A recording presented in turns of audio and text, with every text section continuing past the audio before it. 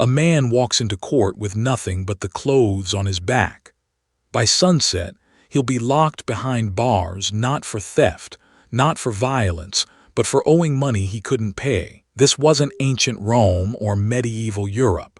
This was Victorian England, the 1800, a nation that prided itself on progress and industry. Yet thousands of ordinary people, from shopkeepers to laborers, vanished into institutions called debtors' prisons. And here's the trap nobody talks about. Once you were inside, the system was designed so you could never leave. Let's rewind. In the 1700s and early 1800s, England had a credit system but no safety net. If a merchant extended you goods on trust and you couldn't repay, they had one recourse: arrest. A creditor could petition a magistrate, and within days you'd be taken into custody. The bill of debt became a bill of incarceration. Families lost breadwinners overnight. Now here's where the system reveals its cruelty. Once imprisoned, you had to pay your debt to leave. But the prison charged you fees, rent for your cell, charges for food, administrative costs. These fees compounded daily. A small debt of £10 became 50.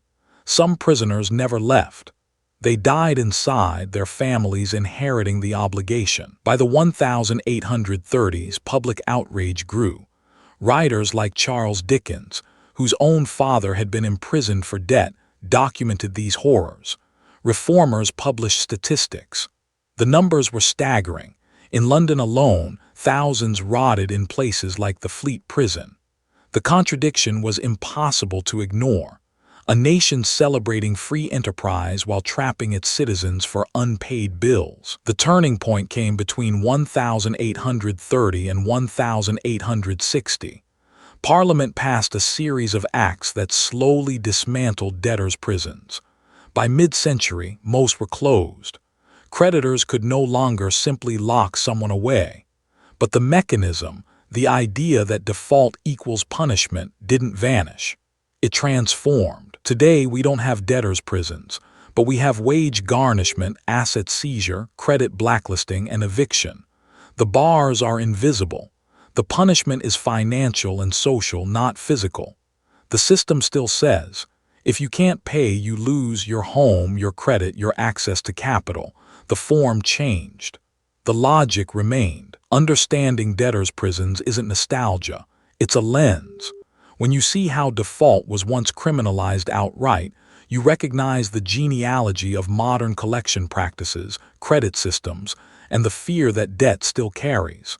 The architecture changed. The pressure remains. This video is for educational and informational purposes only and is not financial advice. Always do your own research. Subscribe so you don't miss the next deep dive into how lending systems shape society, past and present. This video is for educational and informational purposes only and is not financial advice. Always do your own research.